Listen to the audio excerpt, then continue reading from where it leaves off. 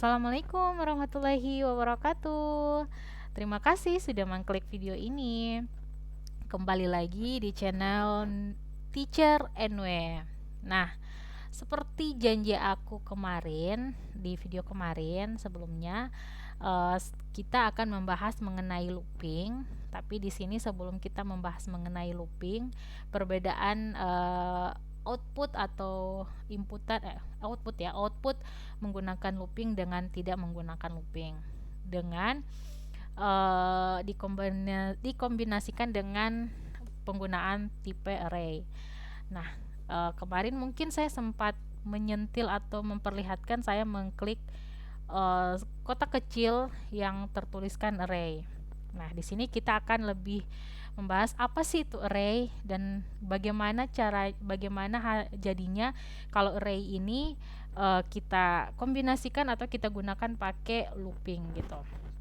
Oke, sebelum masuk di prakteknya, seperti biasa saya masih menggunakan di sini Flowgorithm untuk toolsnya. Jadi ini adalah tampilan awal. Nah, sebelum mulai saya akan membahas sedikit apa itu array. Array itu dalam bahasa Indonesia adalah larik.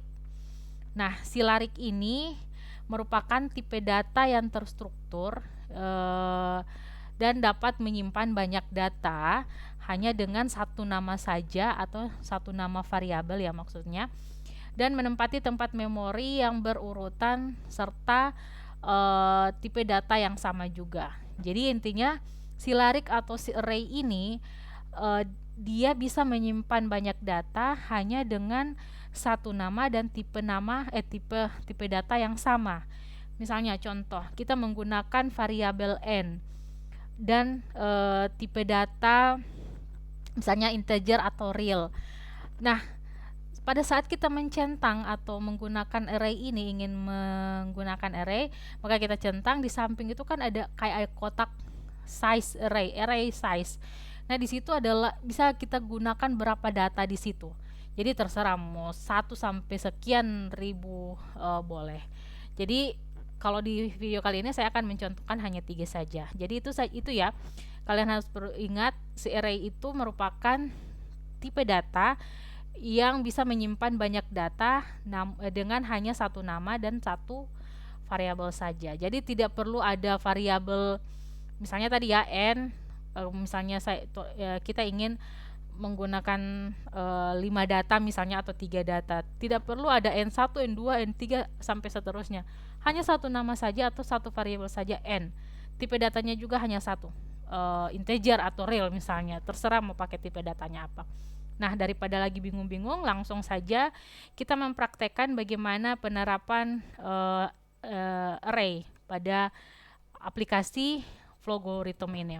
Nah, seperti biasa, kita langsung deklarasikan dulu. Yang masih bingung-bingung di video ini, silakan untuk melihat dulu video sebelumnya, karena di situ ada beberapa penjelasan mengenai beberapa simbol yang akan nanti kita gunakan di Flowgorithm ini. Nah, di sini kita langsung saja kita membuat saja deklarasinya. Kita menggunakan n aja ya, n atau array aja, array. Terus di sini saya mau menggunakan real karena saya ingin menginputkan saya ingin menginputkan data atau angka yang pecahan atau ada koma-komanya gitu. Nah, di sini yang saya katakan tadi, pada saat kita mencentang array, maka di sampingnya akan muncul array size. Nah, array size ini kita bisa menggunakan berapa size saja. Kalau saya di sini karena nggak mau videonya terlalu panjang, 3 aja supaya penginputannya agak cepat. 3 aja, terus oke. Setelah itu kita menginputkan. Nah, saya mau jelaskan dulu perbedaan antara inputan pakai simbol ini dan inputan pakai simbol ini. Kalau inputan pakai simbol ini seperti yang penerapan di video kemarin, yang kita masih menggunakan penginputan keyboard ya. Jadi misalnya panjangnya harus kita input dulu, panjangnya besarnya berapa, lebarnya besarnya berapa. Nah, di sini saya nggak mau seperti itu. Saya langsung mau ada nilainya tanpa harus kita menginputkan pakai keyboard. Jadi kita menggunakan assign aja. Karena di sini kita menggunakan sebanyak 3 data, jumlahnya 3 data. Jadi saya di sini tulis aja dulu. Kita tulis di sini tipe datanya apa? Kita lihat array sama ya, tipe datanya array, atau supaya beda kita ganti deh. Tipe datanya n aja. N aja ya, n misalnya. Oke. Terus di sini n 0. Kenapa 0? Karena pada program itu semua data itu dihitung dari 0, bukan dari 1 ya. Jadi kita biasakan kalau kita menggunakan algoritma itu atau pemrograman itu, kita harusnya angkanya itu dari 0 bukan 1. Nah, di sini saya mau menginputkan nilai 11,3. Terus saya copy aja supaya sebanyak berapa data? 3, karena di sini saya membutuhkan 3. Saya menginputkan 3 data. Sini 1, sini 18,7, di sini 2 karena udah 3 ya. Berapa? 26,91. Oke. Nah, setelah ini sudah selesai. Nah, di sini kita akan membedakan antara pengimputan output atau tampilan menggunakan looping dengan tidak. Sedangkan kalau tidak menggunakan looping, kita otomatis di sini harus menginputkan ya, harus menginputkan simbol output untuk agar hasilnya kita bisa terlihat. Ini kita bikin aja supaya ini. Nah, di sini kalau misalnya saya mau menginputkan semuanya, contoh saja ya, n 0 atau n2 deh, n2. Nah, kita input, yang muncul hanya n2 saja, hasil nilai dari n2. Nah, jadi bagaimana kalau misalnya menginputkan semua? Kalau pakai menginputkan semua secara manual dan atau menggunakan simbol output seperti ini, otomatis sebanyak jumlah data yang kita inputkan itulah harus kita outputkan, dan kita inputkan menggunakan simbol output sebanyak 3 kali. Jadi seperti itu perbedaannya. Jadi kalau ini hanya 3, jadi tidak terlalu kelihatan ya, atau tidak terlalu ribet gitu, tidak terlalu ini karena hanya 3 data saja. Tapi bagaimana kalau sudah banyak?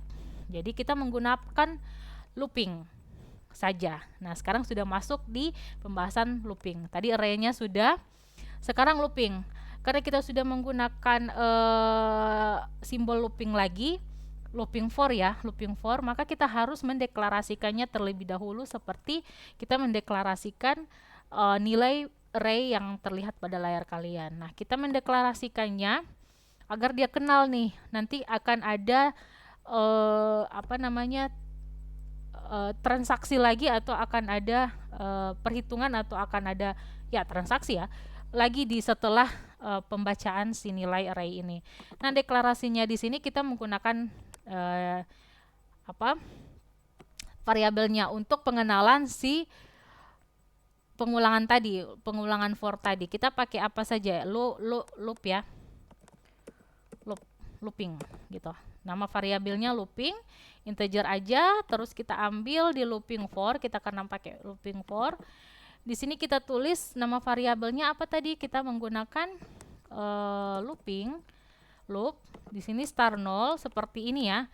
Start dari 0 sampai 2 karena 0, 1, 2, 3 aja. Kalau kita tulis 3 di sini, dia akan error pasti. Coba sebentar kita coba. Ini kita 2 aja.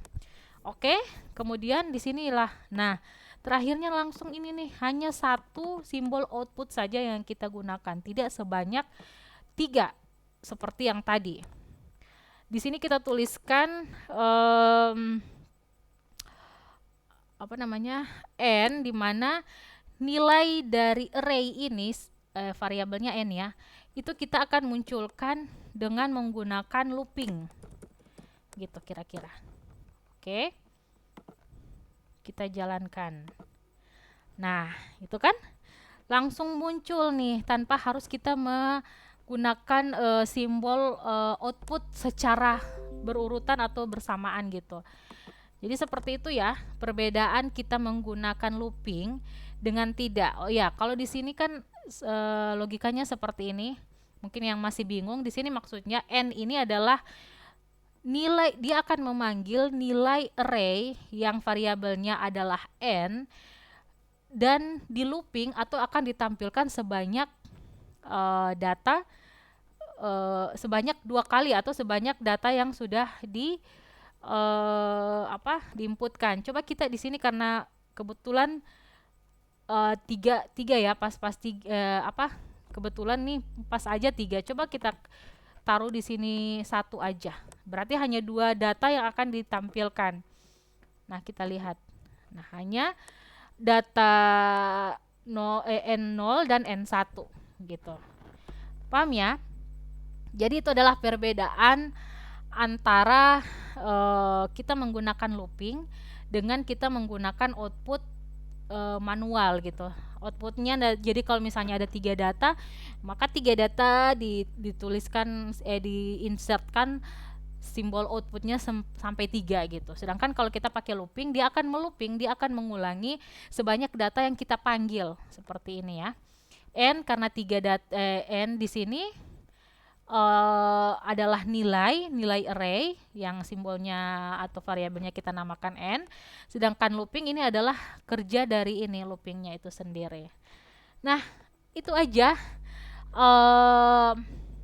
video yang saya akan tidak panjang-panjang agar kalian tidak ribet-ribet gitu.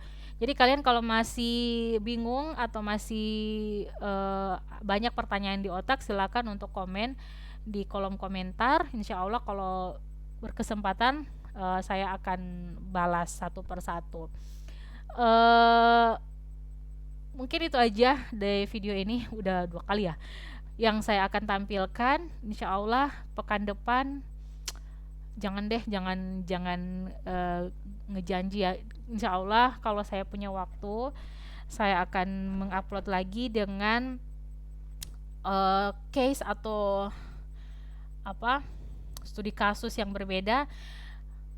Bagaimana kalau kita kita akan menyelesaikan kasus deretan Fibonacci. Nah, itu kebanyakan Fibonacci.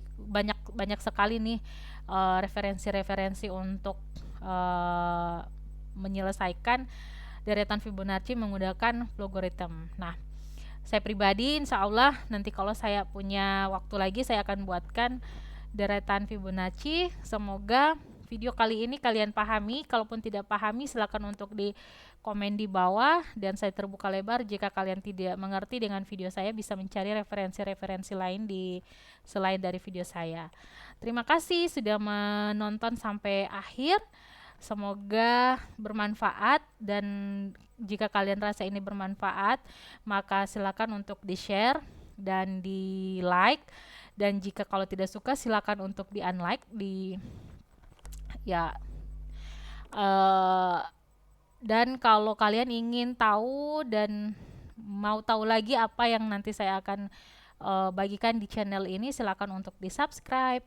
Terima kasih lah ya, sekali lagi. Assalamualaikum warahmatullahi wabarakatuh. Dadah.